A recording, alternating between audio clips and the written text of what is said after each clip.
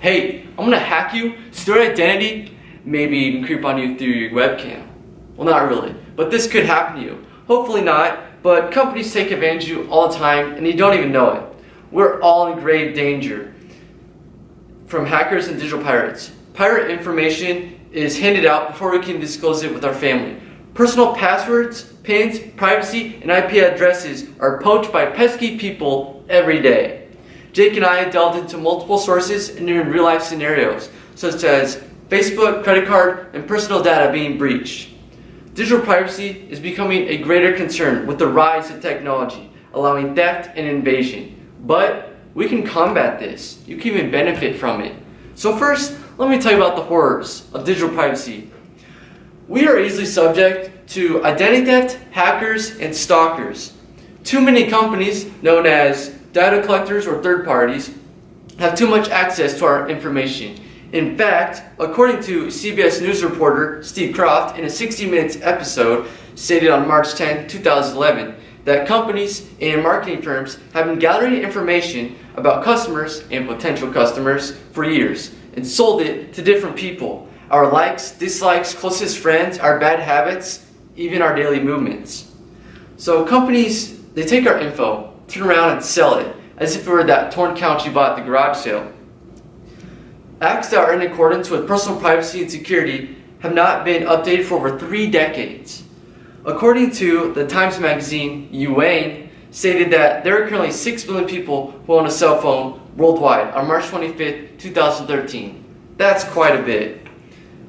And get this, there are even free tools on the App Store and the internet that allow anyone who isn't as dumb as a koala to hack someone.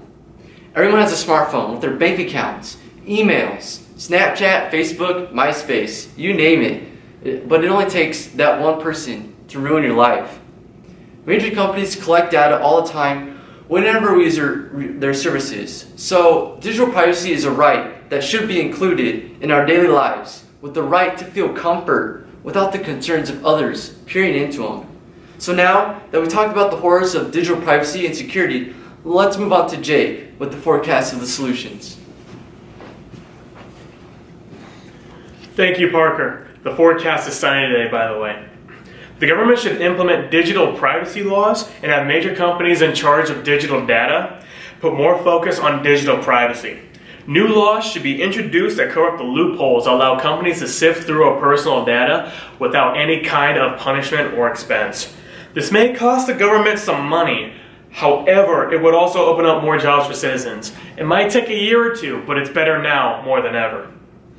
According to the Justice Department of the United States, the Electronic Communications Privacy Act, which was passed in 1986, was passed in order to protect wire, oral, and electronic communications while those communications are being made, are in transit, and when they are stored on personal computers.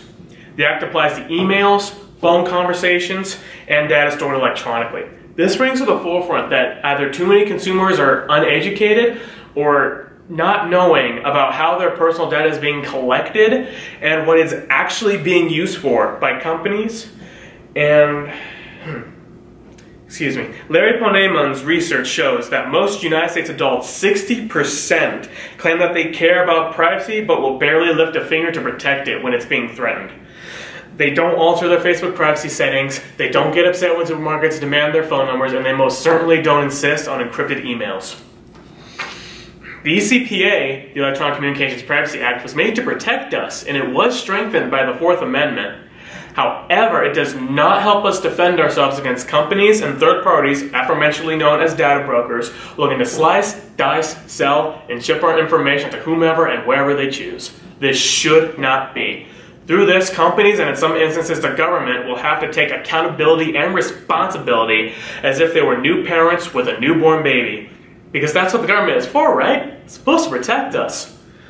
For most people, the worst consequence of a privacy leak is identity theft or a bad credit score due to falsified or inaccurate information.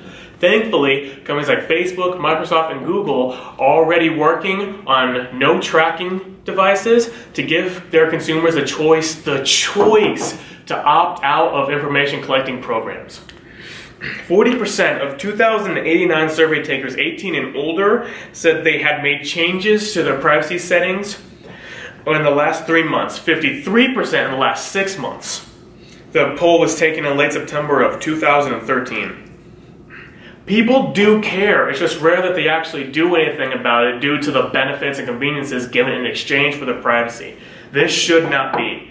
The NSA is widely known, thanks to the leaks of Edward Snowden, of snooping through our personal information, what we like to look up, what we like to buy, where we went last week, just to keep it on file. This should not be.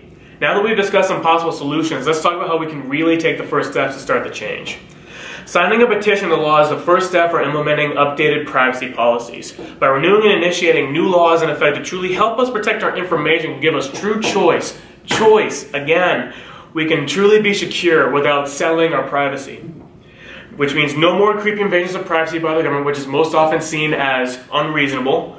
For the most part, no more sticky notes over your laptop webcams. If we don't do anything about this, your privacy will continue to be breached, bought, and sold to whomever and whoever anyone chooses.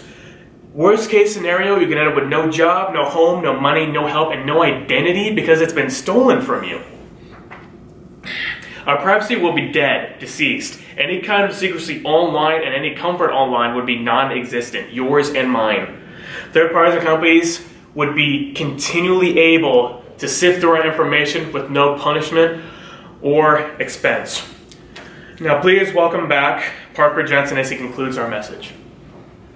Thanks, Jake. So, in conclusion, digital privacy is becoming a greater risk with the rise of technology. But there are ways to protect it. All you have to do is take that first step, which is sign a petition demanding the laws protecting our right to digital privacy. It can affect anyone that has a smart device or uses technology for personal info, which should be all of us. So be sure to protect it like you would with your kids. And if you don't have kids, get some. Thanks.